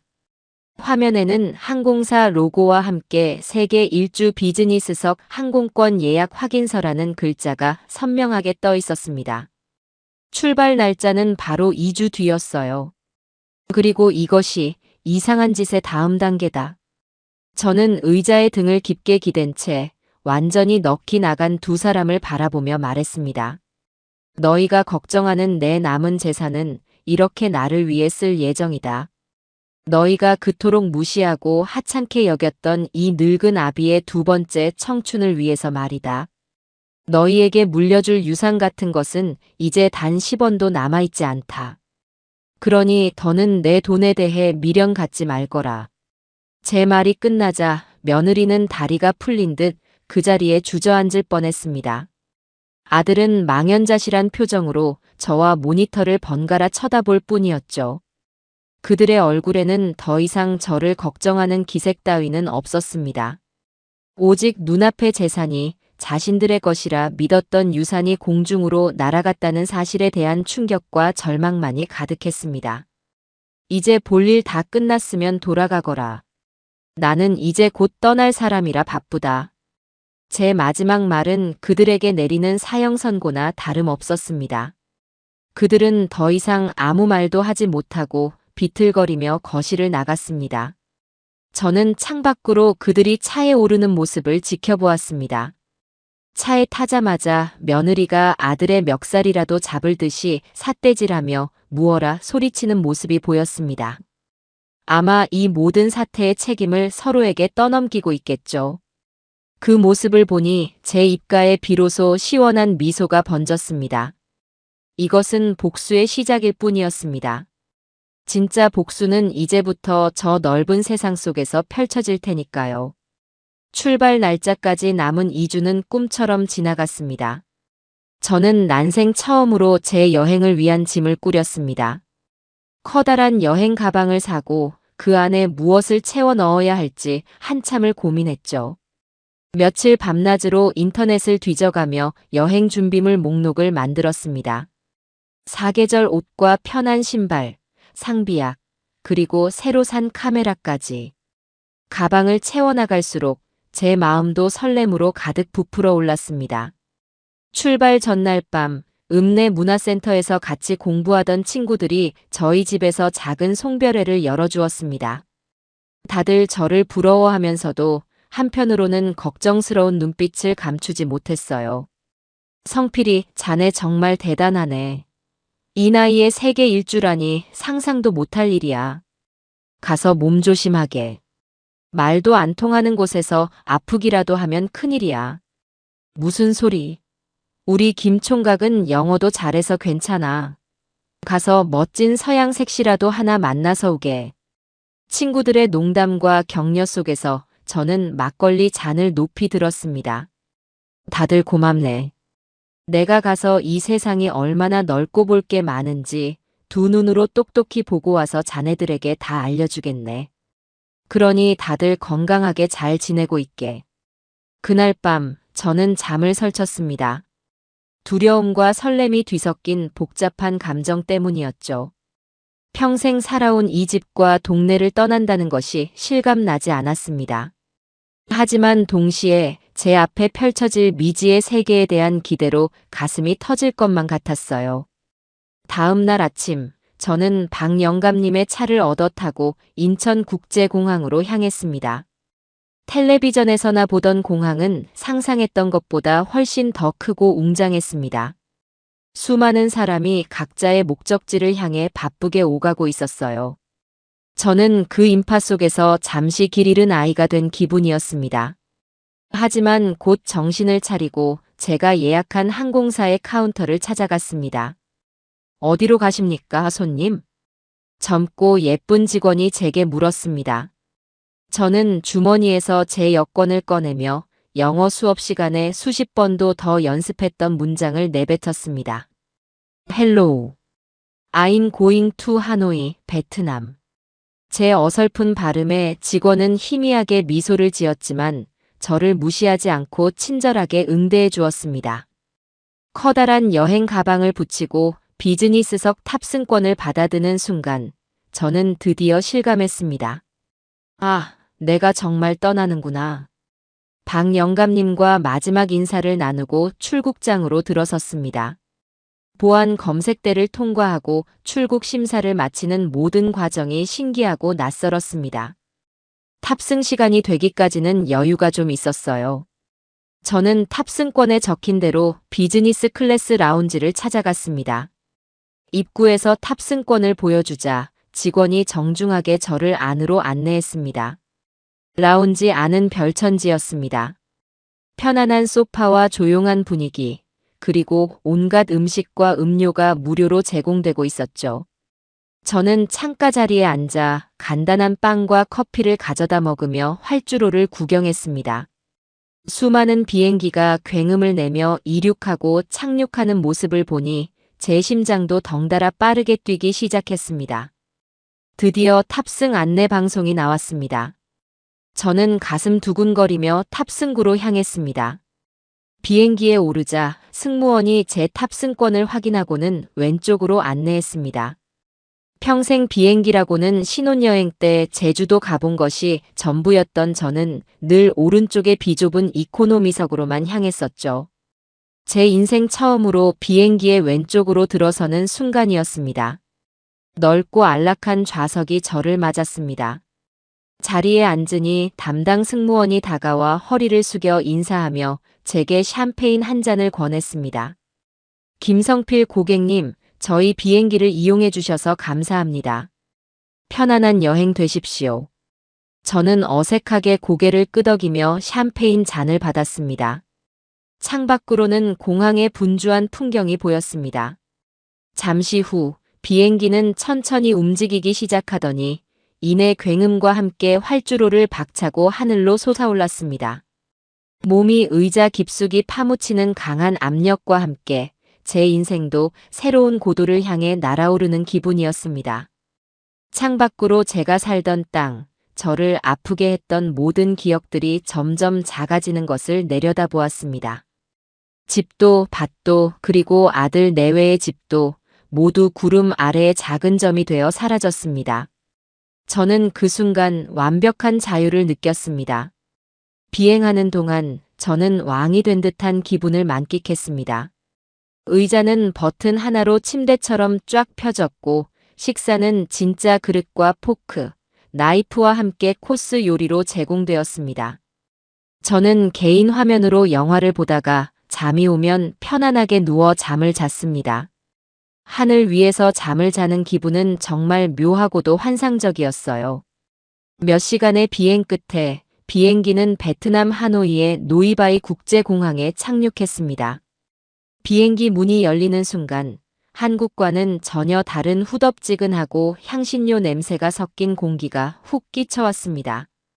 공항을 나서자 수백 대의 오토바이와 자동차가 뒤엉켜 만들어내는 혼돈과 활기가 저를 덮쳤습니다. 저는 미리 예약해둔 호텔 주소를 택시 기사에게 보여주었습니다. 택시를 타고 시내로 들어가는 내내 저는 창밖에서 눈을 뗄 수가 없었습니다. 낯선 글자들, 뾰족한 지붕을 인 건물들, 거리를 가득 메운 사람들. 모든 것이 살아 움직이는 다큐멘터리 영화의 한 장면 같았습니다. 호텔에 짐을 풀고 저는 곧바로 밖으로 나섰습니다. 배가 고팠거든요. 저는 현지인들이 바글거리는 허름한 식당으로 무작정 들어갔습니다. 메뉴판은 온통 알아볼 수 없는 글자뿐이었죠. 저는 옆자리 사람이 먹고 있는 김이 모락모락 나는 국수를 손가락으로 가리켰습니다. 잠시 후 제 앞에 커다란 그릇이 놓였습니다.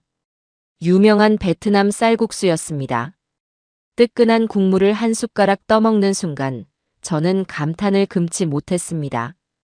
진한 고기 국물과 향긋한 풀 내음, 부드러운 면발이 어우러져 환상적인 맛을 냈습니다. 허겁지겁 국수 한 그릇을 뚝딱 비우고 나니 이마에 땀이 송골송골 맺혔습니다. 그 땀과 함께 제 안에 남아있던 마지막 응어리마저 모두 씻겨 내려가는 기분이었습니다. 그날 밤 저는 호텔방으로 돌아와 노트북을 폈습니다. 그리고 김성필의 두 번째 청춘 블로그에 새로운 글을 올렸습니다. 내 인생 첫 번째 자유의 맛이라는 제목으로요. 저는 오늘 제가 겪었던 모든 새로운 경험들을 기록했습니다. 비즈니스석의 샴페인부터 시작해서 하노이의 오토바이 행렬, 그리고 제 인생 최고의 맛을 선사해준 쌀국수 한 그릇에 대한 이야기까지. 마지막으로 식당에서 찍은 쌀국수 사진 한 장을 첨부했습니다. 그리고 이렇게 썼습니다. 이 쌀국수 한 그릇의 값은 2,000원 남짓이다. 하지만 나에게 이 국수의 가치는 수억 원보다 더 크다. 이것은 내가 내 돈으로, 내 의지로, 내 인생에서 처음으로 맛본 완전한 자유의 맛이기 때문이다. 게시하기 버튼을 누르는 제 손가락에는 더 이상 망설임이 없었습니다. 저는 이제 세상과 소통하는 법을 배웠고 제 이야기를 나누는 것을 두려워하지 않게 되었으니까요. 창밖으로는 하노이의 밤이 깊어가고 있었습니다. 경적 소리와 사람들의 웃음소리가 뒤섞여 활기찬 소음을 만들어내고 있었죠. 저는 그 소리를 자장가 삼아 제 인생에서 가장 달콤하고 평화로운 잠에 빠져들었습니다. 베트남에서 시작된 저의 여정은 캄보디아의 웅장한 앙코르와트를 거쳐 태국의 활기 넘치는 방콕으로 이어졌습니다. 하루하루가 새로운 경험의 연속이었어요. 저는 매일 아침, 오늘은 또 어떤 새로운 세상을 만나게 될까 하는 설렘으로 눈을 떴습니다. 낮에는 땀을 뻘뻘 흘리며 유적지를 걷거나 낯선 과일을 맛보고 현지인들의 삶을 구경했습니다. 그리고 밤이 되면 호텔로 돌아와 그날의 감동과 생각들을 김성필의 두 번째 청춘 블로그에 기록하는 것이 제 가장 중요한 일과가 되었죠. 처음에는 그저 저 자신의 기록을 위해 시작한 블로그였는데 어느 순간부터인가 제 블로그를 찾아오는 사람들이 부쩍 늘기 시작했습니다. 제가 올린 글에는 수백 개의 댓글이 달렸어요. 할아버지, 정말 멋지세요. 저도 용기를 얻고 갑니다. 저희 아버지 보는 것 같아서 눈물이 났어요. 이번 주말에는 꼭 부모님 찾아뵈어야겠어요. 이 시대의 진정한 어른이십니다. 항상 응원하겠습니다. 등등. 저를 응원하는 댓글부터 제 사연에 공감하며 자신의 가족 이야기를 털어놓는 댓글까지. 저는 그 댓글들을 하나하나 읽어보며 세상에 저와 비슷한 아픔을 가진 사람들이 많다는 것, 그리고 제 이야기가 그들에게 작은 위로와 용기가 되고 있다는 것을 알게 되었습니다. 저는 더 이상 혼자가 아니었어요. 얼굴도 이름도 모르는 수많은 사람들과 연결되어 있었습니다. 그러던 중 태국에서 만난 한 젊은 여행객이 제게 새로운 제안을 했습니다. 블로그 글도 좋지만 어르신의 목소리로 직접 여행 이야기를 들려주는 영상을 만들어 보는 것이 어떻겠냐는 것이었죠. 유튜브라는 것을 해보라는 말이었습니다. 저는 컴퓨터도 겨우 배운 늙은이가 무슨 영상이냐며 손사래를 쳤지만 젊은 친구는 생각보다 쉽다며 제 카메라로 영상을 찍고 편집하는 법을 친절하게 알려주었습니다. 저는 반신반의하며 첫 영상을 만들어 올렸습니다. 캄보디아의 거대한 나무 뿌리가 사원을 감싸고 있는 프롬 유적을 배경으로 제가 느꼈던 자연의 경이로움과 시간의 무상함에 대해 두서없이 이야기하는 짧은 영상이었죠. 그런데 반응은 폭발적이었습니다. 제 차분한 목소리와 진솔한 이야기가 사람들에게 더 큰 울림을 준 모양입니다. 제 블로그와 유튜브 채널은 삽시간에 여러 온라인 커뮤니티로 퍼져나갔고 사이다 할아버지, 여행가 김성필이라는 별명까지 얻게 되었습니다. 그리고 마침내 제 인생을 또 한 번 바꿔놓을 이메일 한 통이 도착했습니다. 한국의 한 대형 방송사 시사 교양 프로그램 제작진이 보낸 메일이었습니다. 제 이야기에 깊은 감명을 받았다며 저와 화상으로라도 좋으니 인터뷰를 하고 싶다는 내용이었죠. 저는 며칠을 고민했습니다. 제 이야기가 방송을 탄다는 것은 곧 아들과 며느리의 이야기도 온 세상에 알려진다는 뜻이었으니까요. 그것이 과연 옳은 일일까? 하지만 저는 이내 마음을 굳혔습니다. 이것은 단순히 제 개인의 복수를 위한 것이 아니었습니다. 저와 같이 자식에게 상처받고도 홀로 소갈이하는 수많은 부모들에게, 그리고 부모의 헌신을 당연하게 여기는 이 시대의 자식들에게 무언가 메시지를 던질 필요가 있다고 생각했습니다. 저는 인터뷰에 응하겠다는 답장을 보냈습니다. 인터뷰는 태국의 한 호텔방에서 제 노트북 컴퓨터를 통해 진행되었습니다. 화면 너머의 젊은 PD는 제게 조심스럽게 그날 새벽의 일부터 묻기 시작했습니다.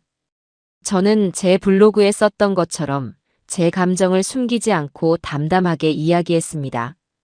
그리고 제 여행 이야기와 여행을 통해 얻게 된 새로운 삶의 기쁨에 대해서도요. 물론 아들과 며느리의 실명을 거론하지는 않았습니다. 그들을 사회적으로 매장시키는 것이 제 목표는 아니었으니까요. 방송이 나간 후 한국은 그야말로 발칵 뒤집혔습니다. 제 오랜 친구인 박영감님에게서 국제 전화가 걸려왔는데 그 목소리가 무척이나 흥분되어 있었어요. 성필이, 자네 TV 나왔어. 아주 그냥 전국적인 스타가 됐어. 동네 사람들 난리가 났네. 박영감님은 제 이야기가 방송된 후 읍내는 물론이고 온 나라가 제 이야기로 떠들썩하다고 전해주었습니다.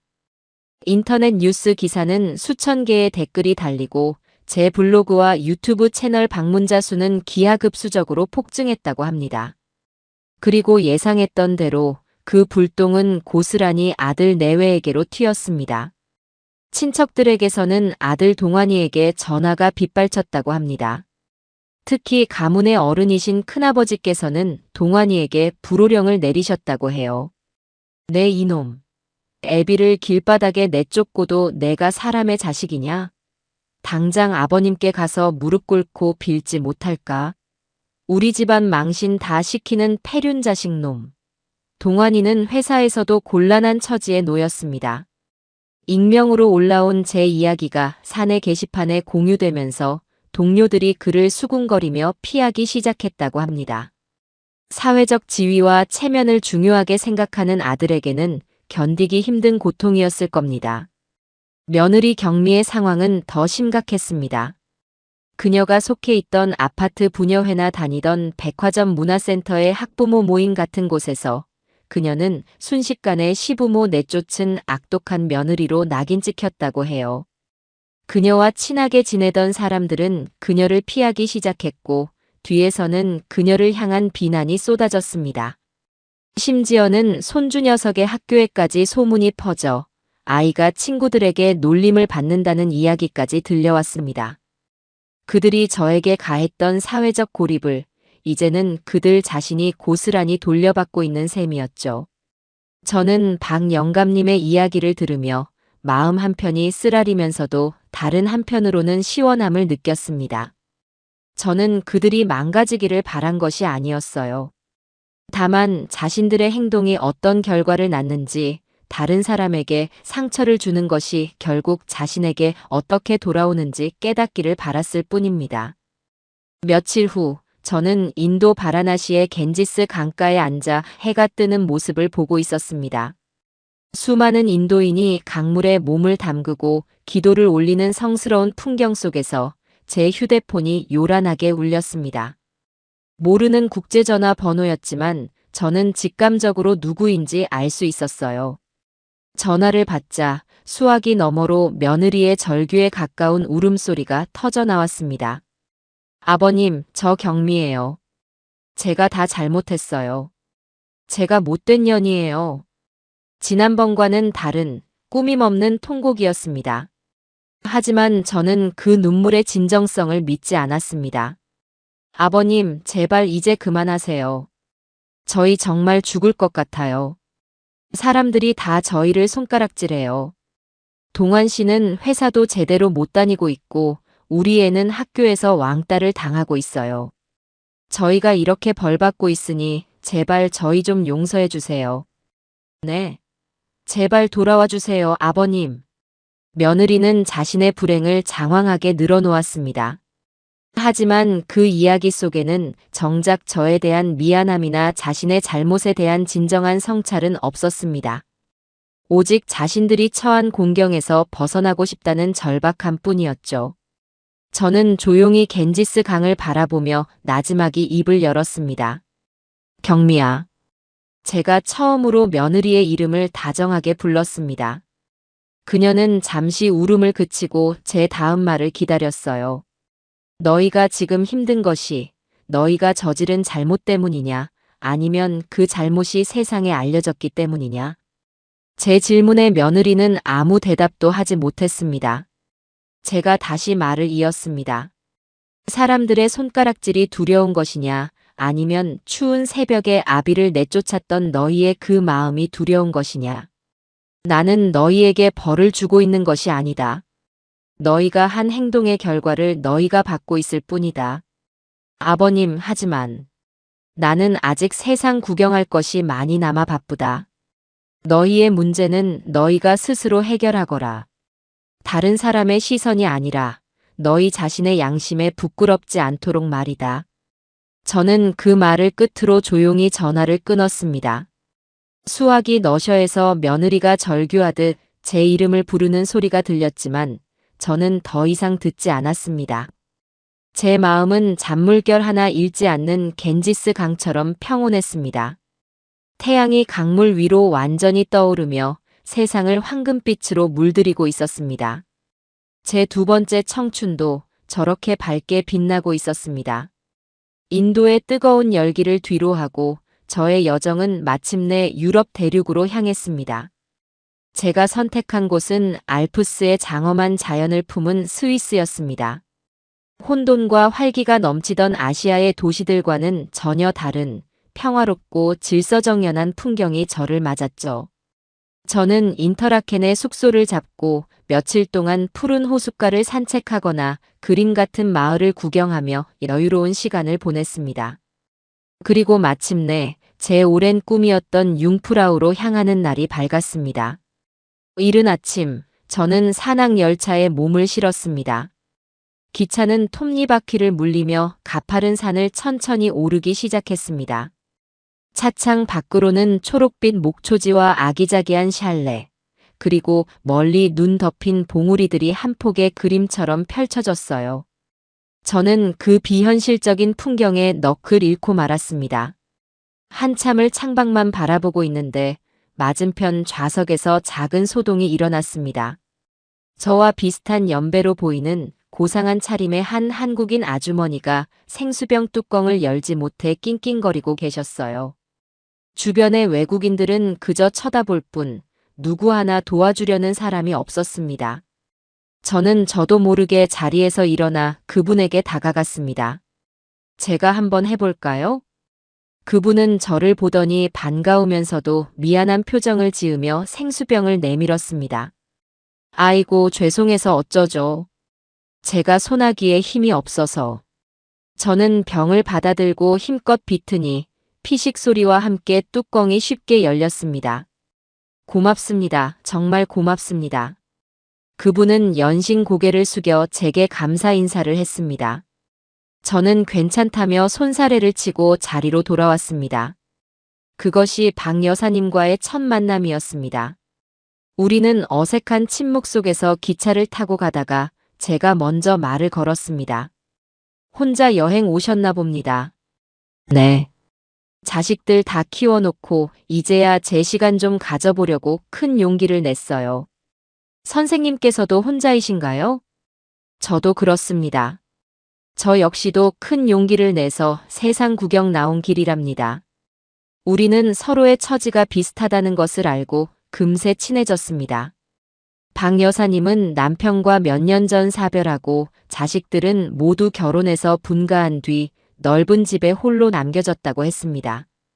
평생 남편과 자식들을 위해 살아온 그녀는 막상 자기 자신을 위한 시간이 주어지자 무엇을 해야 할지 몰라 한동안 깊은 우울감에 빠졌었다고 해요.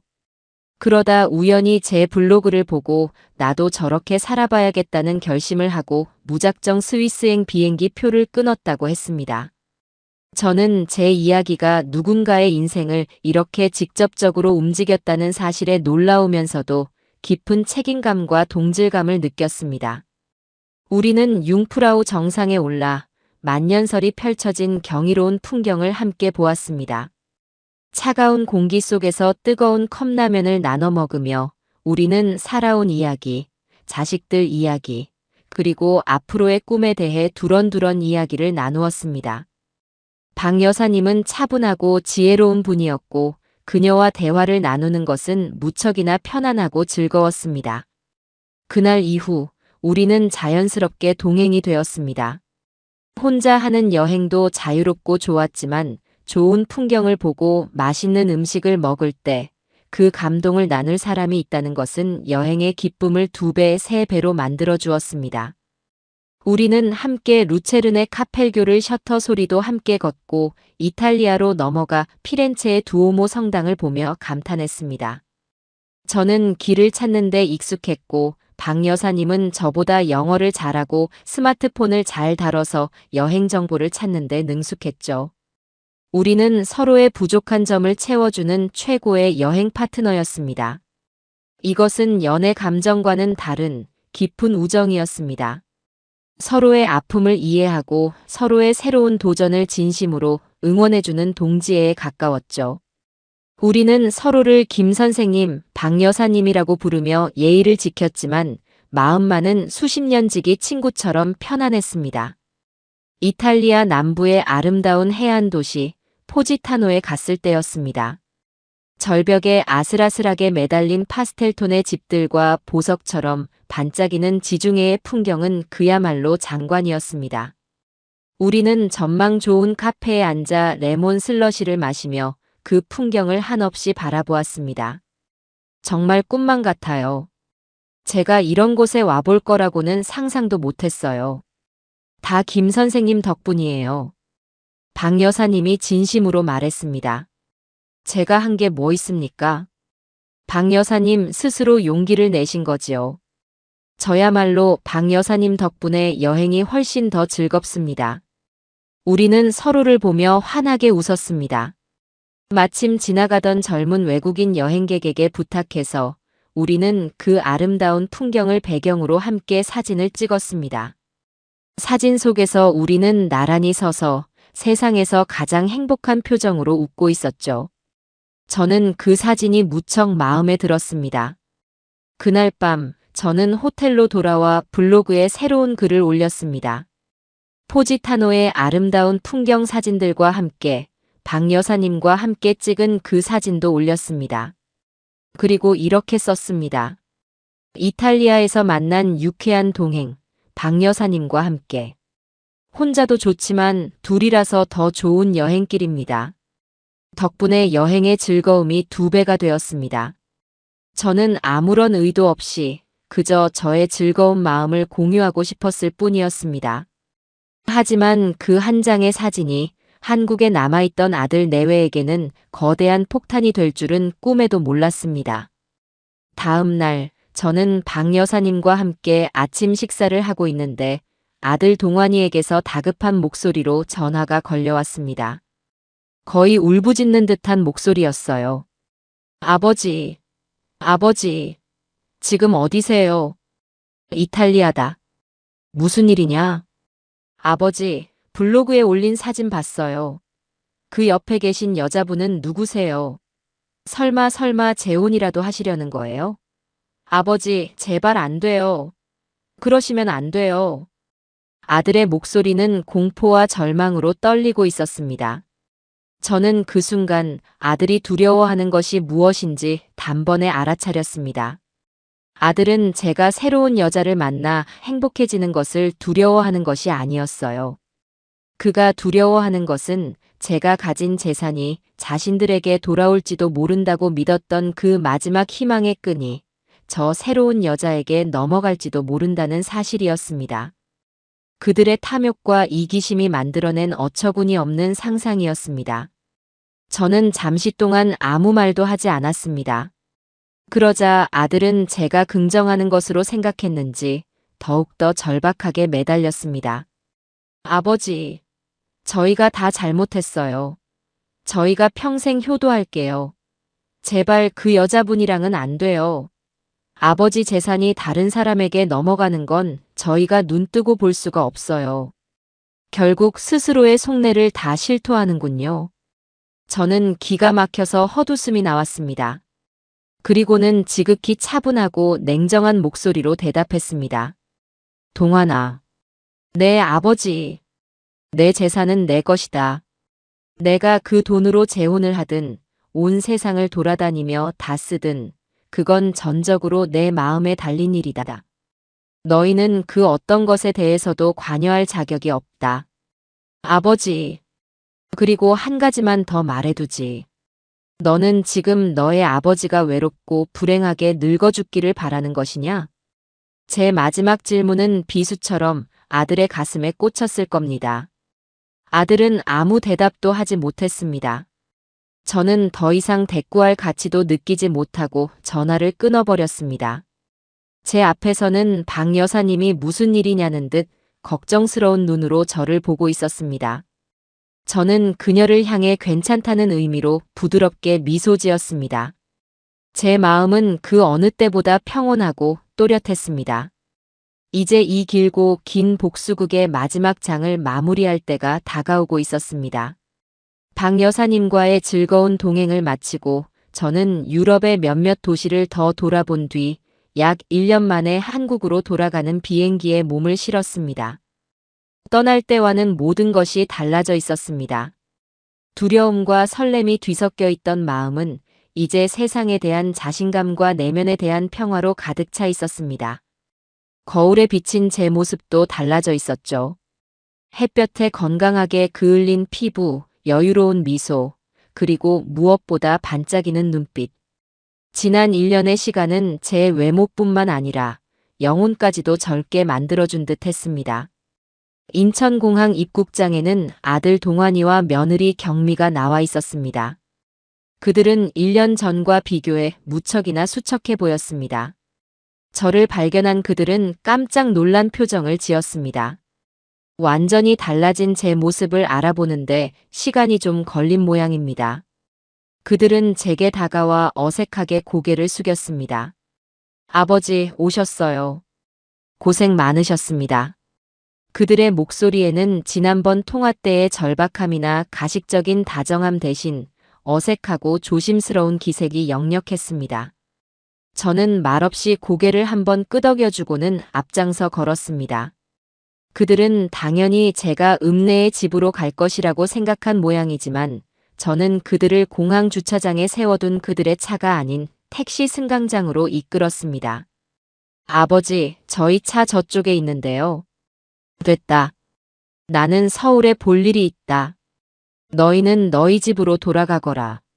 저는 그들에게 짧게 말하고는 택시에 올라탔습니다.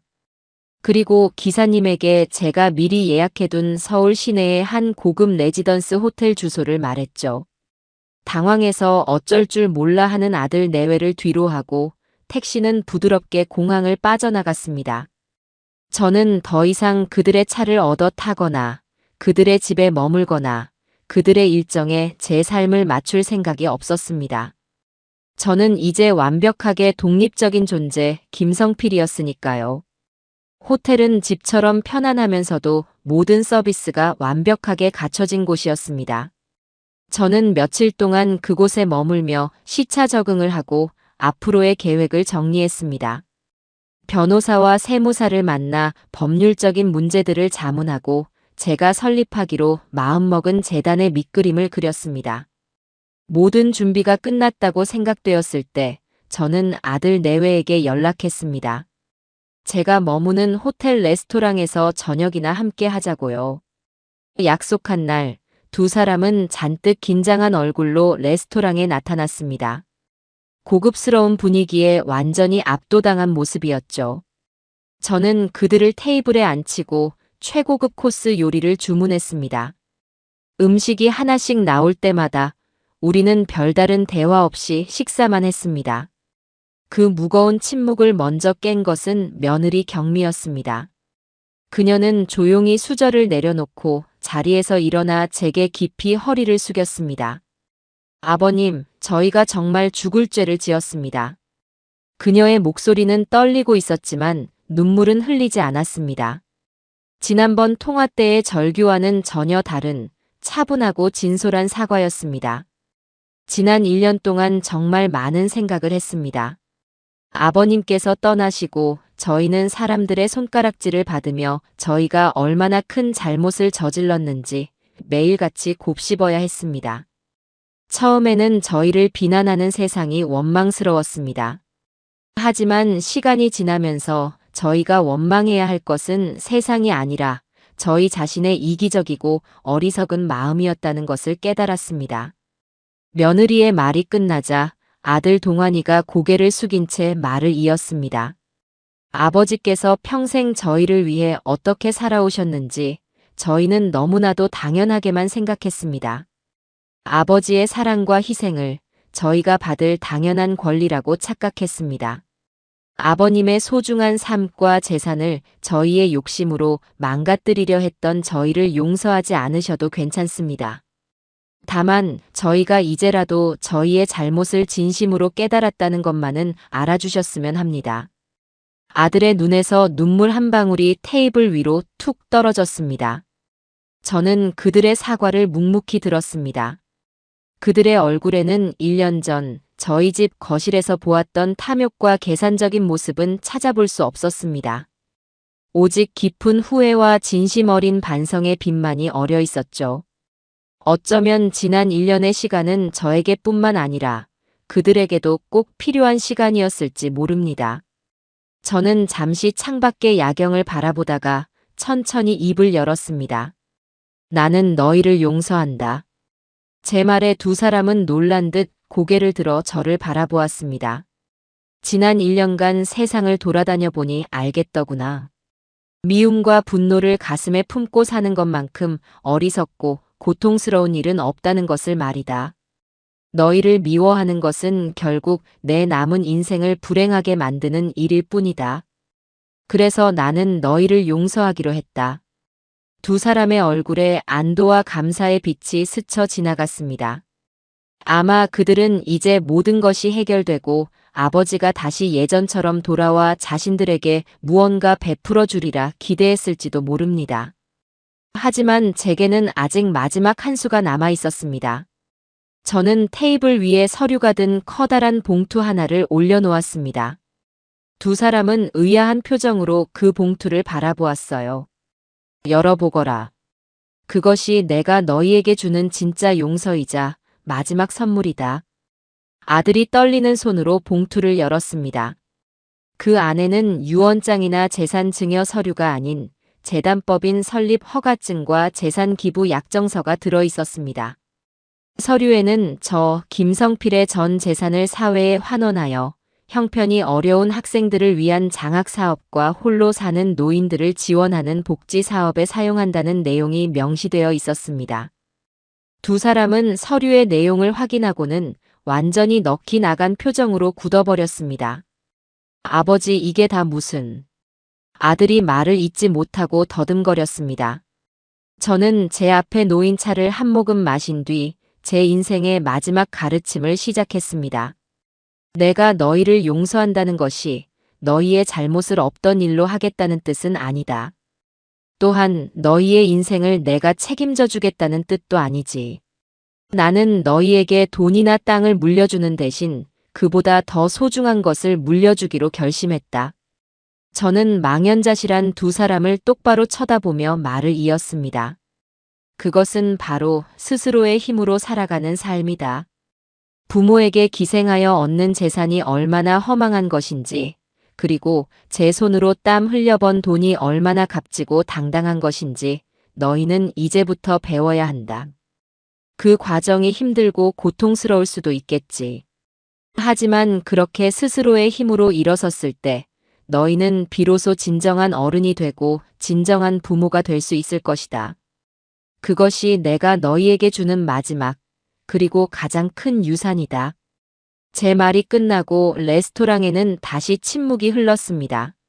하지만 이번의 침묵은 이전과는 다른 무게를 가지고 있었죠.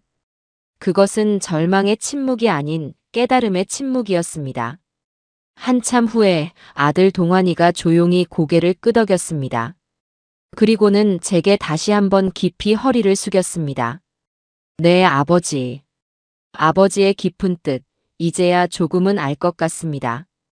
감사합니다. 그리고 정말 죄송했습니다. 그날 이후 저는 다시 저의 길을 떠났습니다. 아직 가보지 못한 세상이 저를 기다리고 있었으니까요. 아들과 며느리는 작은 아파트로 이사하고 맞벌이를 하며 열심히 살아간다는 소식을 전해 들었습니다. 때로는 힘들다고 투정도 부리지만 예전처럼 남을 원망하거나 세상을 탓하지는 않는다고 했습니다. 저는 지금 이집트의 피라미드 앞에 서 있습니다. 제 블로그에 글을 쓰면서요. 제 곁에는 아무도 없지만 저는 더 이상 외롭지 않습니다.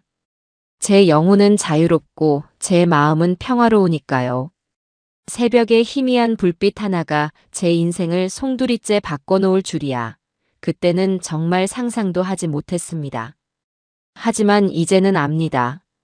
때로는 가장 어두운 절망의 순간이 가장 찬란한 인생의 아침을 여는 기회가 될 수도 있다는 것을요. 제 두 번째 청춘은 이제 막 떠오르는 태양처럼 뜨겁고 눈부십니다.